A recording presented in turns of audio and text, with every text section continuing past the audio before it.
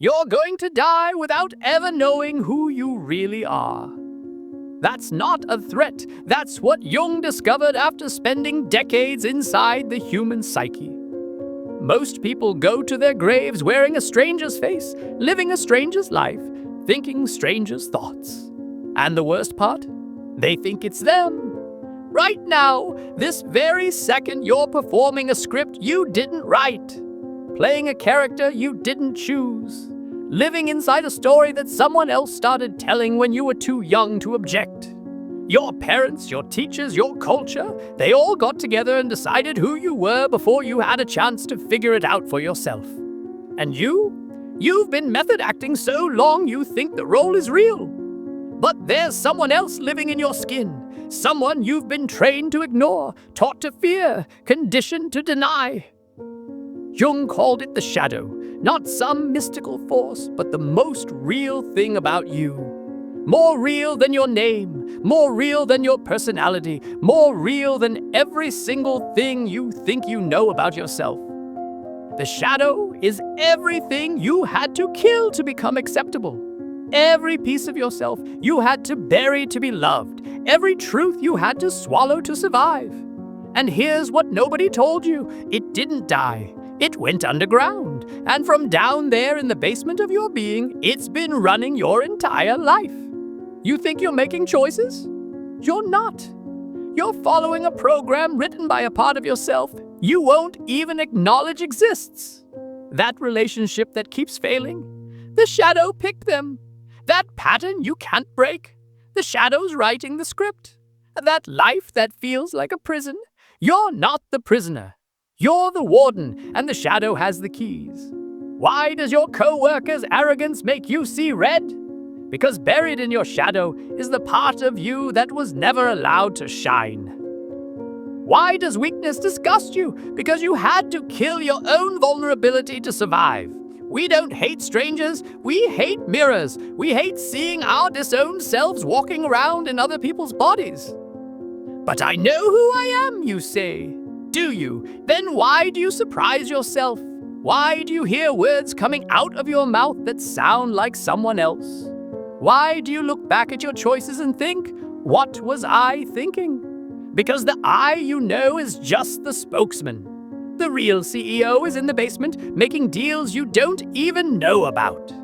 And here's where Jung drops the bomb. You are not what happened to you. You are what you choose to become.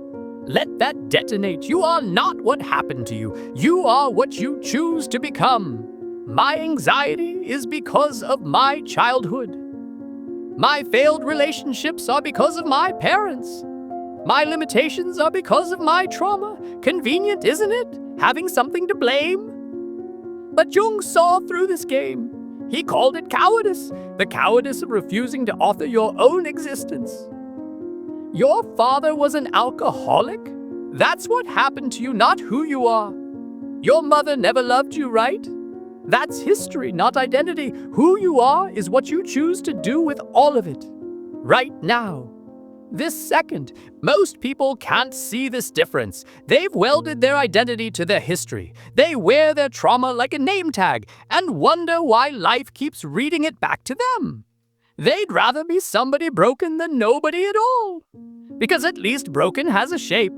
At least victim has a role. But without your story, you're not nobody. You're pure potential. You're uncarved marble. And that's exactly what terrifies you, because as long as you're what happened to you, you don't have to take responsibility for what you become. Jung watched thousands of people play this game, clutching their wounds like credentials, building entire personalities around what went wrong.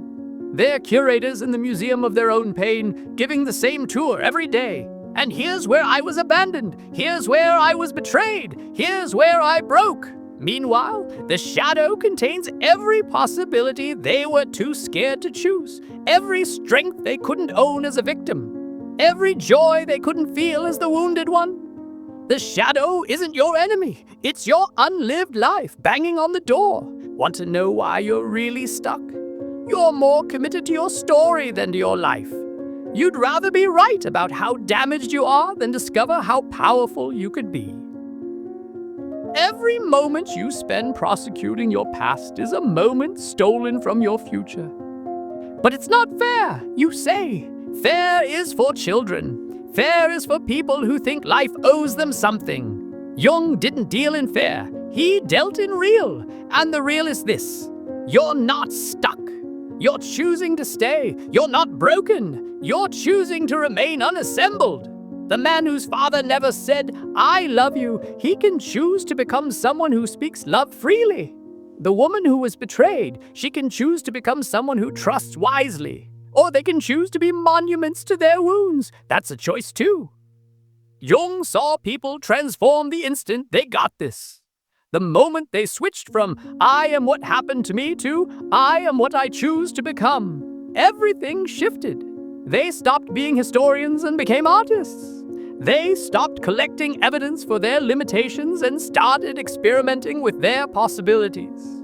This is the work, not endless therapy about what happened, not waiting for healing, but choosing, active, radical, moment-by-moment choosing of who you're going to be. Your shadow knows who you could be. Every person who triggers you is showing you a piece of your unlived life. Every trait you hate is a part of yourself you won't claim. The shadow isn't darkness, it's your light that you won't let shine. So here's the question, who are you choosing to become today? Because that's all you are, a series of choices, not a story, not a wound, just choice after choice after choice. Jung's gift wasn't comfort, it was clarity. The clarity to see that every excuse is a choice. Every "I can't" is really an "I won't." Every "I am what happened to me" is really an "I choose not to become." You think you need to heal your past? Your past is gone. It doesn't exist. The only thing that exists is this moment and what you're choosing to do with it. The only thing that's real is who you're deciding to be right now. The prison was never locked. You've just been choosing to stay inside, because at least in there, you know who you are. At least in there, you don't have to face the terrifying responsibility of becoming.